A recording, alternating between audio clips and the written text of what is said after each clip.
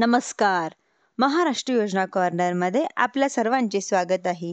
आजच्या व्हिडिओच्या माध्यमातून आपण बघणार आहोत की महाराष्ट्र राज्यामध्ये नानाजी देशमुख कृषी संजीवनी प्रकल्प टप्पा 2 राबवण्यासाठी मंजुरी देण्यात आलेली आहे. निधीची तरतूद सुद्धा त्यांच्या अंतर्गत असलेल्या गावाची निवड करून अंमलबजावणीच्या विविध प्रक्रिया पार पाडल्या जात आहे. यांच्यामध्ये समित्यांचे घटना असेल व आराखडे असेल, नकाशे असेल तयार करून योजनेची अंमलबजावणी करण्यासाठी तयारी शासनाच्या माध्यमातून सुरू करण्यात आलेली आहे. बऱ्याच साऱ्या मित्रांच्या माध्यमातून विचारपूस केली जाते की नानाजी देशमुख कृषी संजीवनी प्रकल्प म्हणजेच की पोकरा 2च्या अंतर्गत निवडलेल्या 7386 गावांची यादी कुठे पाहता येणार आहे. आपण आजच्या व्हिडिओच्या माध्यमातून ते पूर्णपणे सांगणार आहेत मी की कुठून बघणार आहात, जिल्ह्यातील कोणते गाव आहे, त्याचबरोबर या गावात राबवल्या जाणाऱ्या ज्या काही पुढील प्रक्रिया असतील त्याबद्दलची माहिती आपण कुठे पाहायची आहे, याचा व्हिडिओ समजून घेण्याचा प्रयत्न करणार आहोत. नानाजी देशमुख कृषी संजीवनी प्रकल्प पोकरा अर्थात NDKFP साठी एक डॅशबोर्ड तयार करण्यात आलेला आहे. डॅशबोर्डच्या माध्यमातून आपण या गावाची यादी किंवा या योजनेच्या संदर्भातील जी काही आता पुढील माहिती आहे ती माहिती या ठिकाणी पाहणार आहोत. म्हणजेच की लाभार्थ्यांचं वितरण असेल, शेतीशाळा असेल किंवा त्यांच्या संदर्भातील महत्त्वाची माहिती असेल, यांच्यामध्ये आपण वेबसाईटवरती बघणार आहोत. म्हणजे मी तुम्हाला माहिती सांगणार आहे की कुठून वेबसाईटवर तुम्ही कशा प्रकारे बघू शकतात.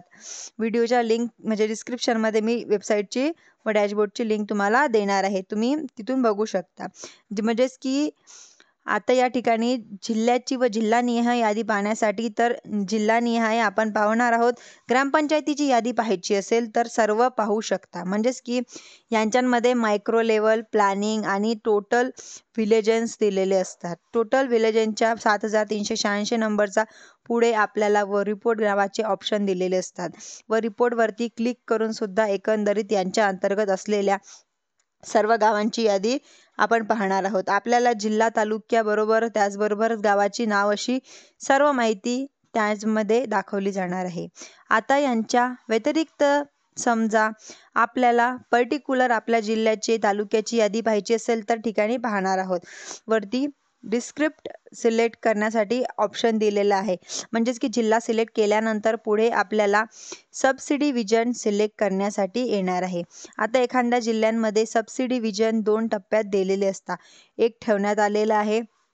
आपल्या जिल्ह्यातील जवळच हे सब डिव्हिजन असेल किंवा आपल्या या ठिकाणी आता निवडायचे लागणार आहे. सब डिव्हिजन निवडल्यानंतर त्या सब डिव्हिजनच्या अंतर्गत असलेले जे तालुके असतील ते तालुके दर्शवले जाणार आहे. म्हणजेच की आपल्याला फिल्टर करायचे आहे की फिल्टर केल्यानंतर पर्टिक्युलर त्यालाच तालुक्यामध्ये किती गाव आहे त्या गावाची माहिती दिली जाणार आहे. त्याचबरोबर पुढचे जे काही प्रक्रिया असतील म्हणजे त्या तालुक्याचं अनुदान असेल, त्या तालुक्यातील शेतीशाळा वगैरे असेल, ही सर्व माहिती आपल्याला डॅशबोर्डवरती दाखवली जाणार आहे. यांच्याच माध्यमातून आपण 7386 गावांची यादी पाहणार आहोत.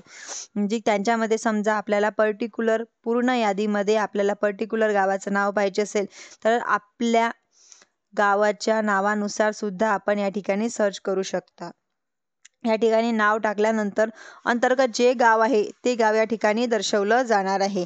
अशा प्रकारे पोकरा 2चं अर्थात नानाजी देशमुख कृषी संजीवनी प्रकल्प पोकरा 2 म्हणजेच की 2.0 अंतर्गत असलेल्या गावांची यादी यांच्या संदर्भात राबवल्या जाणाऱ्या योजनांची जी काही डॅशबोर्ड आहे या ठिकाणी पाहणार आहोत.